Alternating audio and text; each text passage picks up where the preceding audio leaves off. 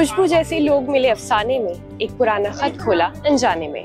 आदाब, मैं हूँ आपके साथ अमीना माजिद। आज हम आए हैं एक ऐसे स्टॉल पे जो बात करता है उर्दू की, उर्दू शायरी की, ख्वाब तन्हा कलेक्टिव। तो चलिए जानते हैं इनकी ब्रांड के बारे में। ख्वाब तन्हा कलेक्टिव को शुरू किए हुए जो है 10 साल से ज़्यादा हो रहे हैं और बेसिक आइडिया यही था कि जो हमारे हिंदी, उर्दू और दूसरी ज़बानों के जो शायर हैं, लिखने वाले हैं, उनको पॉपुलर कल्चर में सेलिब्रेट करें, विजुअल कल्चर में उन्हें सेलिब्रेट करें, एक ख़ास बैलेंस बनाएं जो उम्र दराज लोग हैं उन्हें भी काम पसंद आए और जो यंगस्टर्स हैं उनको भी वो भाए। तो यही हमारी कोशिश रही है पिछले काफ़ी सालों से।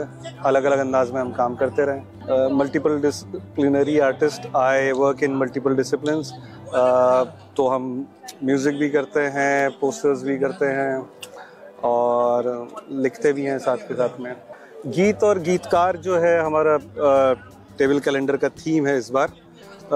जो मशहूर नगमे हैं उनके पीछे कौन रहे हैं, जैसे आनंद बख्शी ने शोले के गाने लिखे थे, गुलजार साहब जो हैं आ गए, जावेद अख्तर आ गए, फिर उसके बाद जो है एस.एच. बिहारी ने गाने लिखे हैं कश्मीर की कली के, कम लोग वाकिफ़ हैं उससे। शकील बदायूनी ने जिस तरीके के गाने लिखे हैं। तो ये पूरा कैलेंडर जो है, जो हमारे लिरिसिस्ट हैं उनके नाम हैं। मुख्तलिफ के अंदर जो है विनोद कुमार, अलग अलग राइटर्स और पोएट्स हैं। विनोद कुमार शुक्ल हैं जिन्हें लास्ट टाइम ज्ञानपीठ अवार्ड मिला है।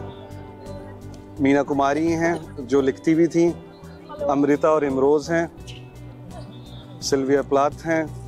निज़ार कब्बानी हैं। अमृता और साहिर भी हैं। महमूद दरवेश हैं।